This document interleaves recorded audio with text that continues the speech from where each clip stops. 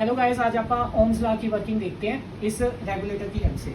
Ohm's law ने हमें ये बताया था कि जैसे जैसे रेजिस्टेंस की वैल्यू इंक्रीज होती रहेगी तो करंट की वैल्यू डिक्रीज होती रहती है। तो इसमें हमारे पास जैसे यहाँ पे 5 नंबर्स लिखे होते हैं, 6 नंबर्स लिखे हुए हैं। इसमें क्या होता है कि जब 6 नंबर पे होता है तो रेजिस्टेंस कम होती है और 1 पे रेजिस्टेंस, 0 पे रेजिस्टेंस सबसे ज़्यादा होती है। तो आप जैसे जैसे इसको रोटेट करते हैं तो रेजिस्टेंस की वैल्यू क्या होती है, चेंज होती है, जिससे करंट की वैल्यू भी चेंज होती है। तो रेगुलेटर को हमने बल्ब से कनेक्ट किया हुआ है और इसको हमने पावर सप्लाई से कनेक्ट किया हुआ है। तो आप देखते हैं कि रेजिस्टेंस चेंज करते हैं तो ये बल्ब की जो ब्राइटनेस है, इसकी जो इंटेंसिटी है, ल्यूमिनस इंटेंसिटी, वो भी चेंज आप कर सकते हैं, नहीं कर सकते। तो अंधेरे में ये एक्सपेरिमेंट आप करके देखते हैं।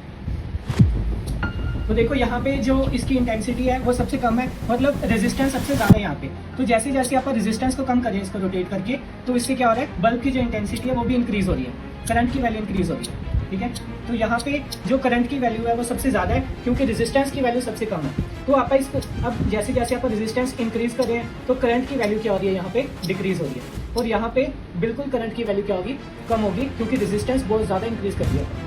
तो इस तरीके से आप बल्ब की इंटेंसिटी को भी चेंज कर सकते हैं, किसकी हेल्प से, रेगुलेटर की हेल्प से, बाय चेंजिंग इट्स रेजिस्टेंस।